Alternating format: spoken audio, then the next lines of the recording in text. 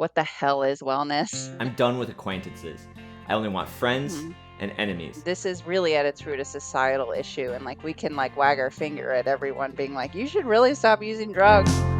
Some days I feel like my shadow's casting me. Welcome to the Recovery Fool. Little contextual information. Today is New Year's Eve. Big holiday for those of us in recovery. Because of course, a lot of us like to get fucked up on New Year's Eve. And two, because people like to make resolutions on New Year's Day. Most of those resolutions involve quitting something. Maybe your resolution is doing less drugs, drinking less, or quitting entirely, which would be cool.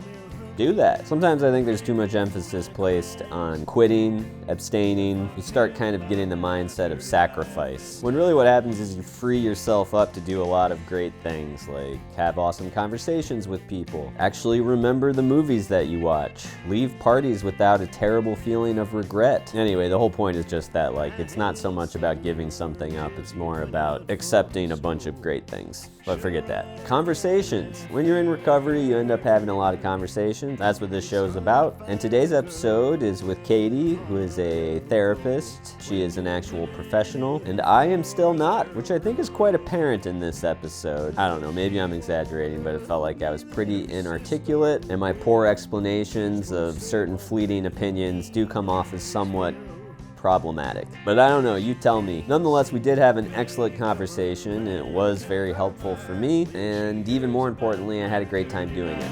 All right, thanks for doing this, Katy. Yeah, no problem.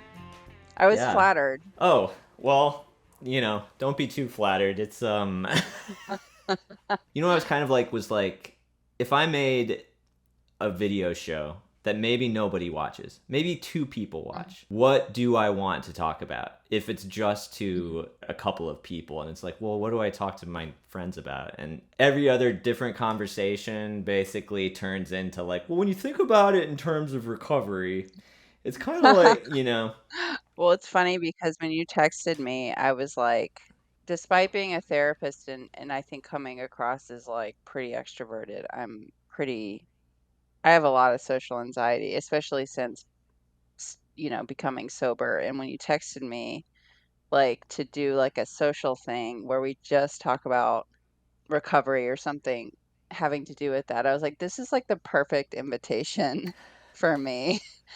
I only like to talk about intense stuff. I love things that are really structured. There was a time in my life where I was like, I'm done with acquaintances.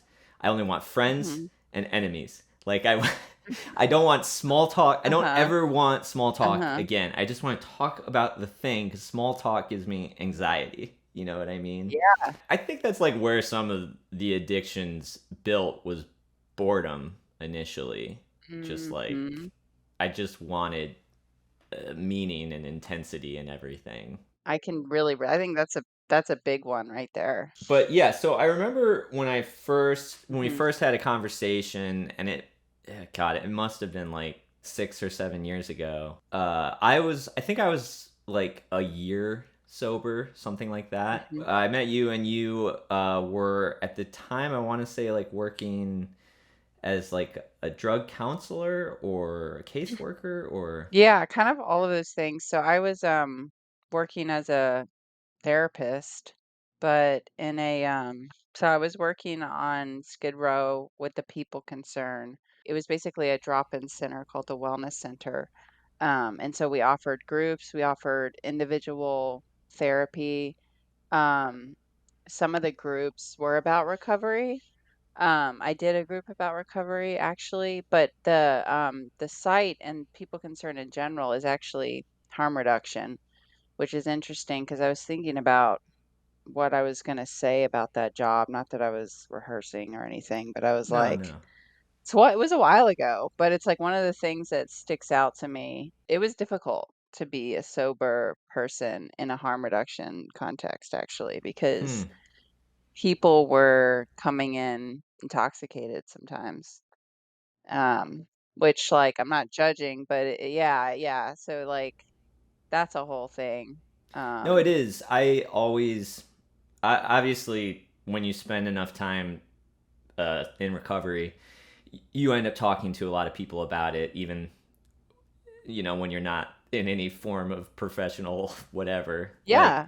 Yeah. you just do. People Mhm. learn that you've stopped drinking and doing drugs, so they want to talk to you about it. And like I'm always excited to, and I always tell people like it's my Mhm. favorite thing to talk about. Don't ever Uh-huh. feel like Yeah. call me anytime. Always like it's what I want to be talking about. But the one rule that I do kind of enforce is that you can't call me when you're drunk. Uh-huh. I That's the Yeah. only time I don't want to talk about it. I don't It's not going to do any good. Like you're going to feel bad about it afterwards. I actually have that rule too, unofficially with like my family. I was a problematic drinker, drug user, but then my family added this whole other layer of urgency.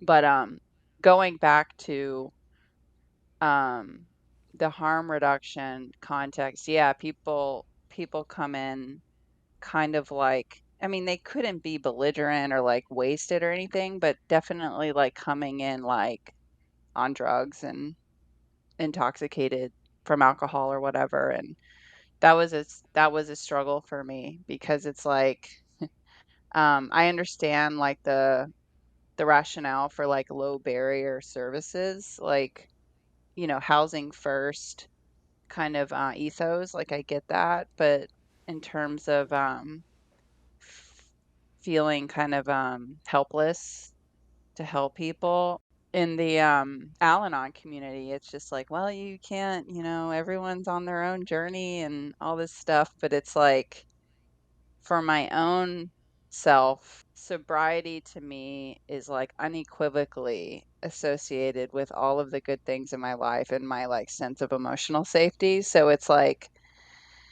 I understand the Al-Anon stuff and the harm reduction stuff to an extent, but there was a lot of tension.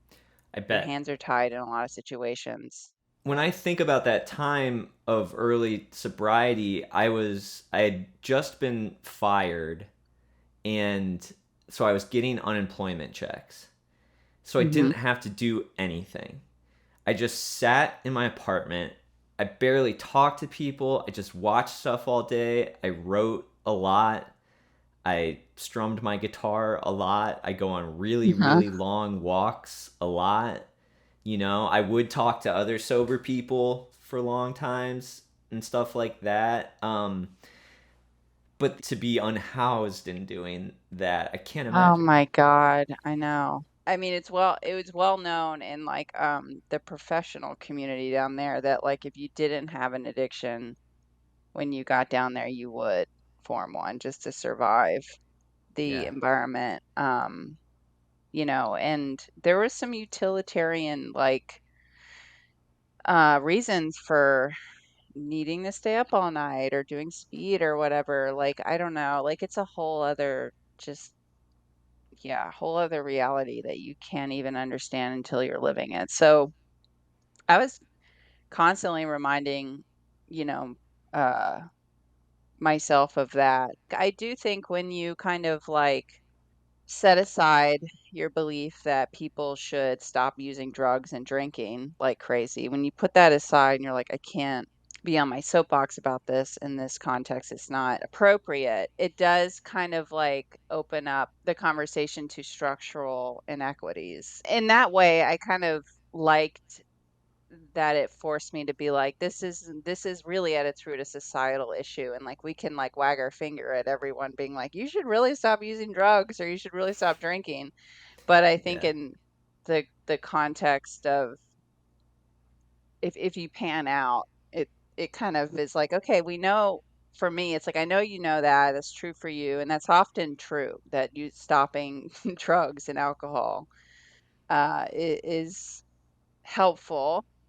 But then again, like because you're in this harm reduction context, let's talk about all the other shit that's causing Right. this.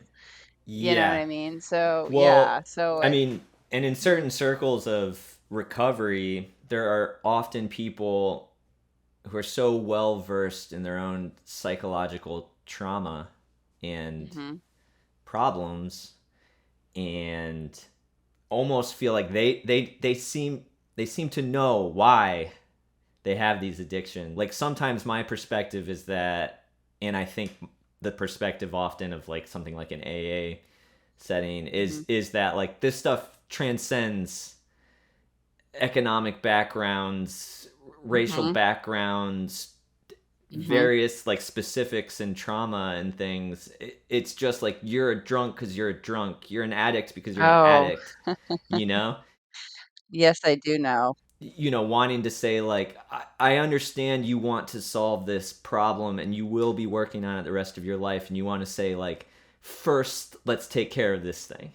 I'm actually not, I never did 12 steps either, but it's like I'm reminded of the 12-step kind of the attitude, I guess. And I want to say, I don't want to say oversimplification, but I'll just say that because my brain is still in nap mode, to be perfectly honest. But I have clients who are like in recovery, proper in a AA, and a lot of times what they're bringing from that, although it's helped them and stuff, we have to reconcile it with a lot of trauma, interpersonal childhood trauma. And so it's like you've learned for the past 10 years or something that did all this crazy shit and almost died from your addiction because you're just an addict. But, I'm telling you that maybe there's more to the story in that your trauma has a lot to do with it, And Yeah. so, which I think like most people are like, yeah, sure, I can make room for that in my head. But then when it comes down to really emotionally accepting that you're not bad, right? And that Yeah. you're not like Yeah. you're not like defective, which I don't think that that's obviously not, that's not the intention of the um the mantra of saying you're an addict or identifying as an addict, but I think that it can kind of like overlap in a problematic way with negative core beliefs Right. uh, that form from trauma that have a lot to do with why people become addicted and use substances. So Yeah. I don't know. It's interesting because I don't want to ever encourage a client or draw doubt or questions about what ideas have been helpful uh, that they've learned through recovery groups. But yeah, it's Totally. We cause so many problems in our lives, Mhm. and I believe thoroughly that it's like in no kind of, moralistic sense is it our quote unquote fault.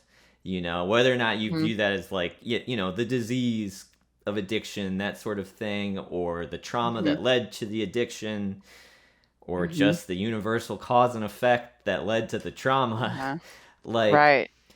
and I believe that so thoroughly that like I find myself explaining my sobriety to friends or other sober people or newly sober people when I'm trying to Mhm. explain how it's like it's not your fault, and like when you feel that way sometimes you're just re-traumatizing yourself, and that shame can lead to these cycles and stuff.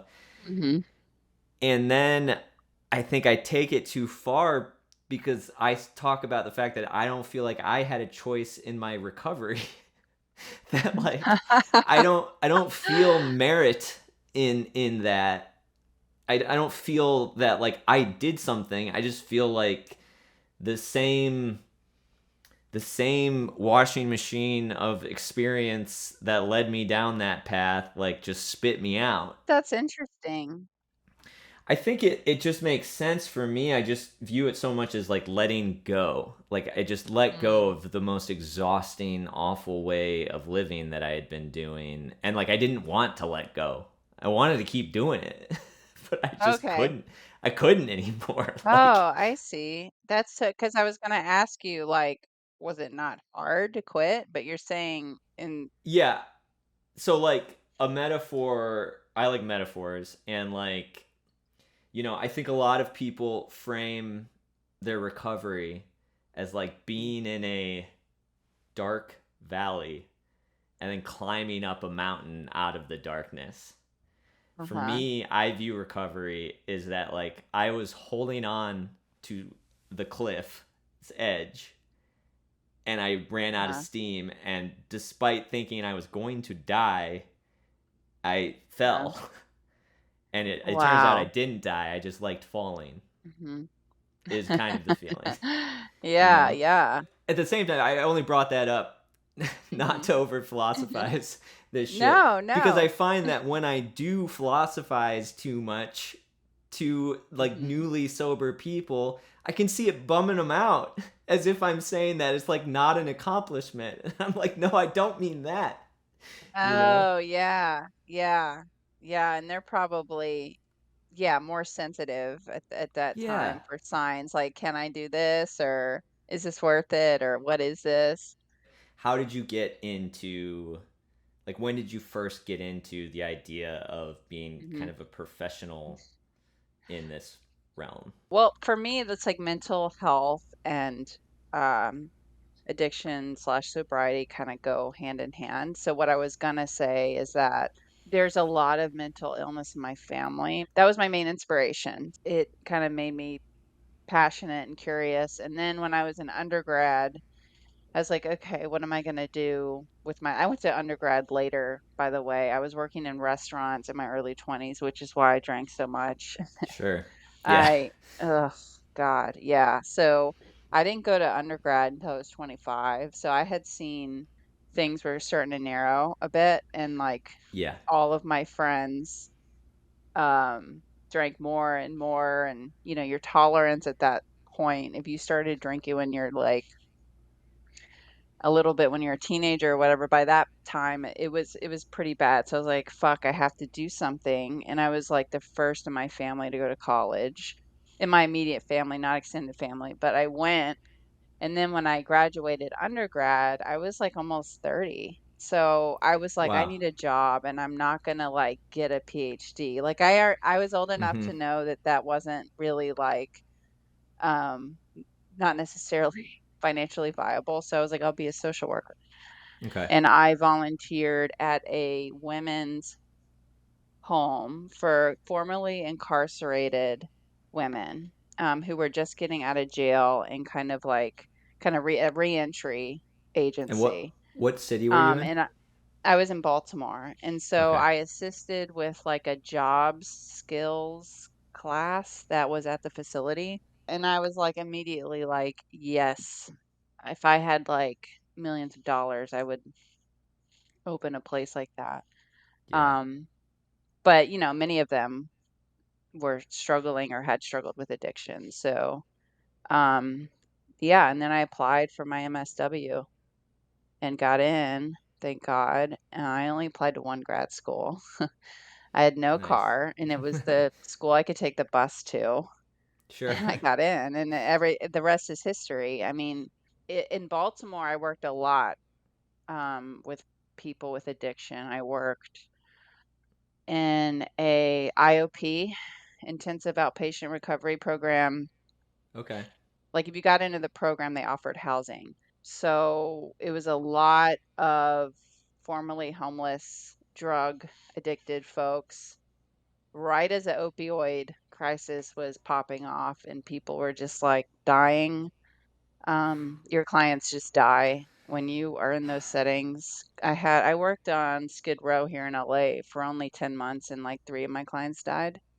Ugh. Um, like crazy. Like Yeah. I don't know. So to answer your question, personal history, personal life history, lived experience, and then the cities that I lived in as an adult were places where these issues were just so in the spotlight, Baltimore, Yeah. LA. It's like so that also had a lot to do with, I think, my journey. You can't ignore it. It's just like still No. in your face. How long were you at the program in Baltimore? For only 6 months. Okay. Only 6 months. Yeah, not long because that was a tough one. That place was really not to talk negatively. about some of these programs because almost any Sure. program is better than no program, but it was not a safe place. I had to Okay. have a escort walk me to my car who flirted with me. So I was Okay. on the men's team. And so sometimes I would be doing a group. The mental health groups were capped at like, I don't know, like 12 people, Okay. 15 people, but they would have these substance abuse groups that they would bill um, Medicaid for. And there'd be like 30 dudes in there and me. Oh my And gosh. so, yeah, and a lot of them were fucked up on drugs because it was kind of like, well, we can bill your insurance. We can't help if you're not like following the rules of the place. I think they Yeah. did drug test people sometimes, but like, when you want to do drugs, you'll find a way to do drugs. So I Sure. felt like that job was not good for my mental health. Yeah. And it's funny because like my mental health has been um like in the jobs very much impacted. Yeah. However, those jobs, I'm the most proud of those jobs. In my experience, the people who do the best in those jobs, they had lived experience that was so similar to the clients that they just related. And I did in some aspects, but I mean, in other aspects, it was just too much. Being able to share experiences goes such a long way, like, because if you're anything like me, then you've spent most of your time like rationalizing why you are smarter and better than everybody else, and why you should still be able to do this, and how the people Yeah. kind of telling you that maybe you shouldn't are wrong. Yeah. And and it's easier to do that the less somebody seems to be like you. hmm um Oh, yeah. or And you know yes, when you're working in it, think the like culture is different with regard to boundaries. So mm, everyone wants to know, do you have a lived experience? yeah. Is your experience like mine? And so it's so different because in mental health, it's discouraged for therapists to disclose almost anything. I mean, there's That makes there's sense. people who would like push back against that, like a feminist type of therapist, or there's a lot. That's a whole other thing. But in the substance abuse world, it's very much like, yeah, I have lived experience, and this is like a little bit about my experience. But it's Yeah. like the people that I was working with, they almost died like several times from their addiction. Yeah. So it's like, was I sober? Yeah, but it was like not fucking Right. anything like these people, most of them had experienced and continue to experience. Like they Right. weren't out of the weeds. I mean, it can go the other way too. Like, Yeah. there's been plenty of times where hmm somebody has been like, like, gosh, I feel like I have a problem with drinking. They'd be like, I feel like on weekends I'm just like so hungover these days and stuff. And I'd be like, let me tell you what I used to do. And like, and it just involved Uh-huh. like hard drugs and things that they never touched or anything, and Uh-huh. terrible, irresponsible behavior and things that they're just like, kind of like, oh, I guess like maybe I don't have Oh a yeah. I see problem, what you mean. you Yeah. know or like I could see them kind of like, oh my god, like, I didn't know that about you, which I think is maybe the danger of why, or why you probably in most cases wouldn't want a therapist to unload their their own personal trauma Yeah. on Yeah. somebody who's Mhm. in the thick of it. But For sure. it's such a specific world. I mean, when I hmm talked to you about it and you were doing that, I was working full time at a factory then, and about a year sober. This was like the first like full time job with like health insurance that I think I'd ever had, Uh-huh. and newly sober, like just felt like a kid again, basically, for, Uh-huh. like Yeah. really had the sensation of like, oh my, like I was the ages of when I had first started like really getting into drugs and drinking and shit. And I was talking about it so much with friends and stuff that I was totally looking into the possibility of trying to become like a certified drug counselor or something like Uh-huh. that. Yeah. And like the work itself, I just wasn't sure that I had the right wherewithal to do that Hmm. on a professional level. It was also like most of the jobs seemed like they drug Hmm. tested. And Uh-huh. I still wanted to be able to use hallucinogens Hmm. was like a Hmm. thing. I think I had tried at that point and like actually had a really good experience, even though it was like Hmm. terrifying. And I was very self conscious about it, very much like, is this breaking my sobriety? Is Yeah. this going to set me off? Am I just going to go back? Is it going to break down some kind of mental barrier? I mean, even saying it now, having just doing a stupid YouTube show about Mhm. recovery, like Uh-huh. feels in a way like duplicitous to like suggest that Aw. I do something that what people a lot of like NA people or AA friends that I have Mhm. would say, no, you're fooling yourself. That's a drug. Some of my friends are doing great with the program years into it. And like there's so many of the things that those programs talk about that I'm like, whether or not I believe in the word alcoholic, Mhm. like according to their definition, I meet every single guideline of it. Yeah. A lot of their tenets have been somewhat helpful. There is a part of me that is just kind of like, I don't know if I would feel comfortable like in a professional setting. Um, I'm glad this came back full circle to your feelings about becoming a counselor or therapist or whatever, because whenever someone with experience such as yours and a really innate curiosity and passion, I'm always just like, please look into it seriously Mm, because it's not easy in the beginning. It's not, but it's like I never regret. Like it provides meaning, it's needed. It's like you don't need to have all that figured out. Even a crappy program will teach you enough to get started and to have mm, like boundaries or around certain aspects of your personal experience.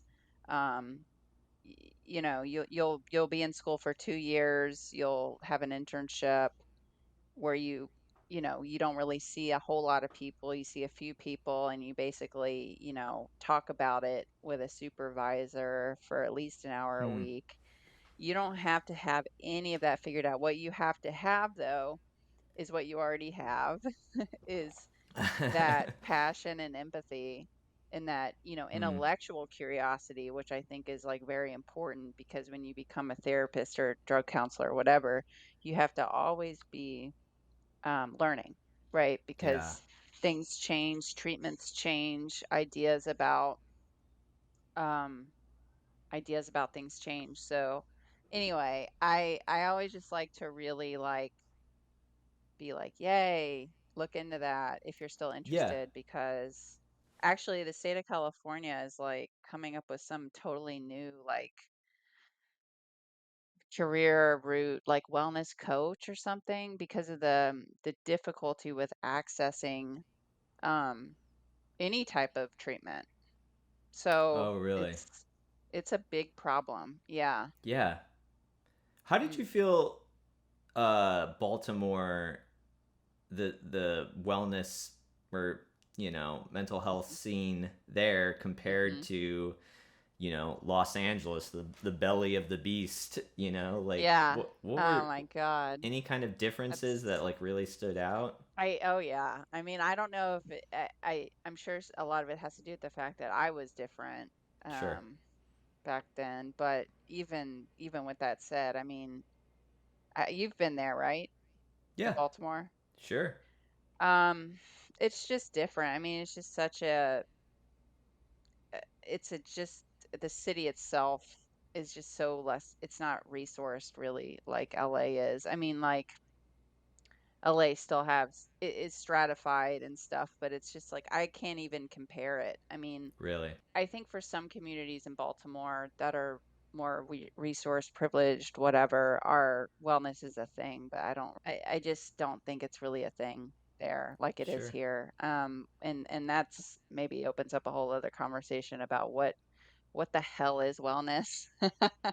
Yeah. Is wellness just like capitalism's individual solution for this fucked up situation that we're in? You know, I have a lot of wellness, as you know, is like something that's just like really thrown around a lot. I think it can be positive, but it really has to be unpacked.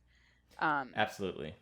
I feel the yeah, it's same just way. I like a get so lost. lifestyle thing that's Yeah. yeah, like okay, great, you can live a lifestyle like that, great. The way I mean, like, so for Baltimore, it's just like people were really in distress, a lot of people, and that was the norm, and that's the norm. It's a working class, impoverished city. So, of course, there's exceptions to that. Like, there was a corridor that ran through the city that was like Hopkins, Johns Hmm. Hopkins, or some affiliate, and there was some affluence in those areas, but totally different. And it's funny because when I first got to LA and I was like, immersed in Northeast LA, Highland Park, these very like artsy, privileged, gentrified spaces. I was like, didn't realize like what was happening in other parts of LA. So when I went down to People Concern on Skid Row, I was like, holy shit. Like, how the fuck is this happening right here like this? I don't like it still blows my mind. Oh man. Um, Yeah, and I thought that having come from Baltimore would kind of inoculate me a little bit. Like I was like, I'll be able to deal with this. No way was I able to. It It was like, it's almost more stark because of oh my God. the Yes. severe contrast. It's like when I was Hmm. working at that factory, I was living in like Little Armenia and on like a bus for 45 minutes to get to the factory, and we'd go right through Skid Row every Oh day. yeah. And it's so, I mean, if anyone's ever spent any time, just one time walking through it, Mm-hmm. it it's it's the kind of thing that literally once a day on the bus, I would say, like, if there was any God, we would all stop and get off of the bus and not go on with our life and just start I trying to know. do something right now. And yet we Yeah. just keep going through it. Mm-hmm. And it's like, and I mean, obviously, it's a super Mm-hmm. oversimplified Mm-hmm. morning on the bus kind of feeling. But that's the entry, I think. Of course, like you learn more, you research about it or whatever, and your understanding of it becomes more nuanced, but that's where it starts. You know, it's like for, not to return to the seed idea of like being a therapist or a counselor, but that kind of disbelief is where it all starts. Yeah. Yeah, and then you learn and work with people who don't want to leave Skid Row. So like I had someone Hmm. who was housed. She had been on the streets for like 25 years. She was housed in like a lot of those old hotels around there, like around the last bookstore. It's like mixed housing. So it's like they rent it on the market and then it's like other units or vouchers for people. And she would often just go down there and sleep Hmm. even though she had an apartment. So there's just such a deep it's just wild. It's deep and it's very humbling because it's like, oh, get everyone off the street. Well, Yeah. easier said than done. I mean, there's such a similarity. There's such a similarity to Hmm. the mindset of somebody like me who thought that drugs and alcohol were the only reason that I was able to keep living. And then once I couldn't do it anymore and I got some space from it, felt pretty confident that it was actually the drugs and alcohol that made me not want to live, you know. Yeah. And there's so many like kind of existential things often happening, I think, in addiction, like a romance or a death Mhm. wish or Oh, a yeah. just acting out, just like Mhm. trying to like rebel against everything, and yourself and your Mhm. past, and just Mhm. lash out at yourself and everything. Oh, yeah, it's, very complex. I had a friend who is sadly not with us anymore, and he just lived in Griffith Park for over a year. And he was more positive in that time than Wow. most other times. I mean, he's a strange, awesome, brilliant guy. You know what's the weird thing was, like, he did that kind of to overcome an addiction. I mean, yeah, I don't think he ever formulated it this way, but he was Mhm. very addicted to video games. Oh, And okay. he ended up in just wanted to do that, and everybody was like, please don't do that. Please don't live in the park. Like, don't Mhm. sleep there. And then he just ended up doing it for like a year. Wow. I mean, he would still hang out. That's so He would go to cool. the gym. He was working some jobs, and then he got like a post-production job. I mean, he was making like whatever, $50 an hour, and still sleeping in the park for a while. And it was like, so I just mean, like, I Mhm. understand what sometimes I think about addiction, and I think, as much as I'm so thankful that I don't have that cloud over me right now, like, Mhm. when I get overwhelmed sometimes, I remember what it was like to just have one problem, to just Mhm. have like Yeah. one thing that needed to be Mhm. done that would solve everything.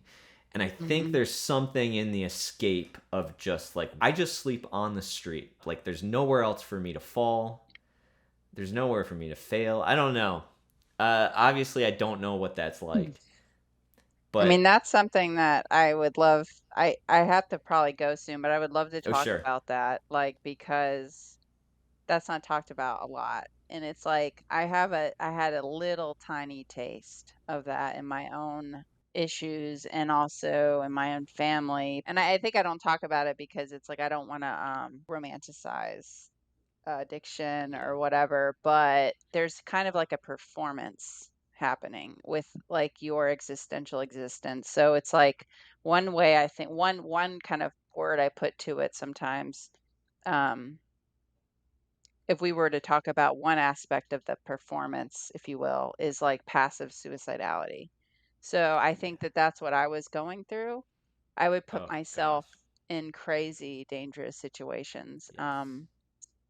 Uh, yeah, like, it's amazing that I was never hurt. I mean, they were hurtful in other ways, but, like, whatever, assaulted or anything like that. Right, right. So, later on, I learned about reenactment, right? Hmm. So, I think a lot of times addiction or substances can give you, like, the courage, synthetic courage to reenact a trauma or a scenario that you wanna master or that you want to understand or that you're Hmm. curious about. And it's Yeah. on, and I mean, like, when you go to a place like Skid Row, it's like everyone is in this profound drama. Yeah. I don't really talk about that a lot, although I'm fascinated by that. Gosh, that I mean, I relate with that so much, and I still struggle. Sometimes addiction can give you the wherewithal to be able to just play these loops of Mhm. trauma and Mhm. pain and self-hatred and all of that kind Mhm. of thing. I still have those yeah, what do you call it? Mhm. Like intrusive thought loops, you know. Mhm. And that is the hardest thing to Mhm. find ways of dealing with them Mhm. now, because it's like, but just to show that, like, we are programmed to kind of do that. Like you said, like, we do Yeah. want to, for some reason, some part of the consciousness does want to just like keep doing, like, we're gonna figure it out. Do you know what I had to do to stop thought loops?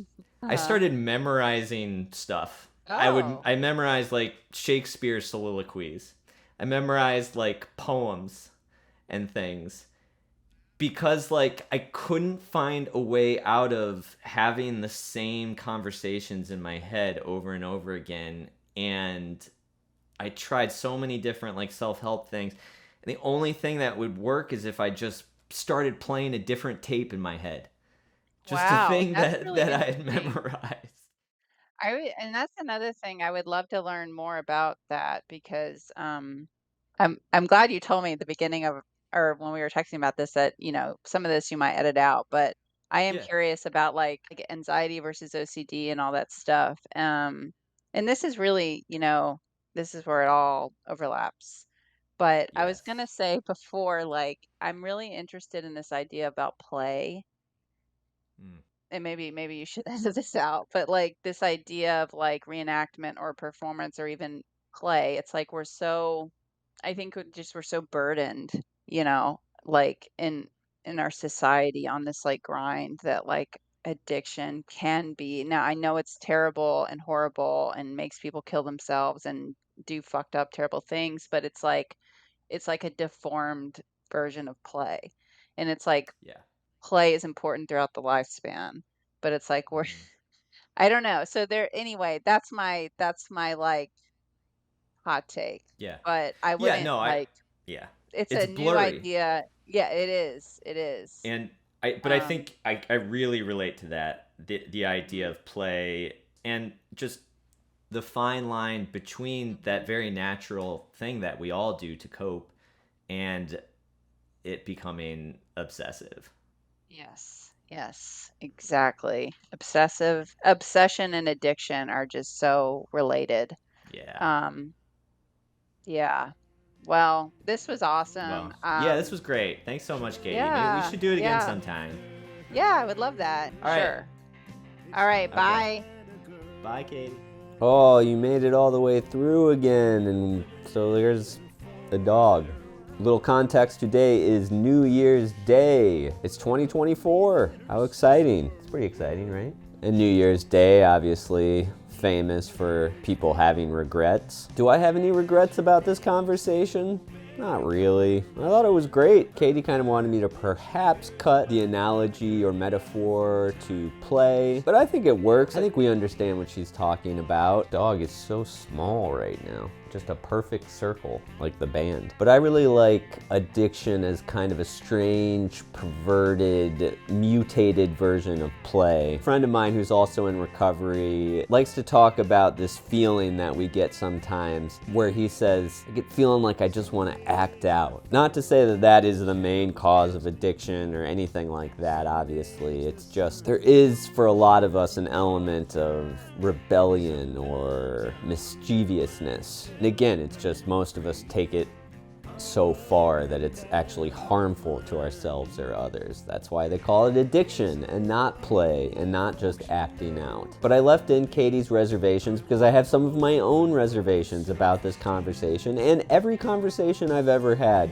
And it's really hard to talk about these super specific things in a kind of generalized manner for an audience or the 4 people who are going to watch this. And I only mention that because if you watched a jackass like me talk to someone, even as smart and professional as Katie, yeah, it might help you pass the time, but it's not anywhere near as helpful as talking to someone yourself because these issues are so specific.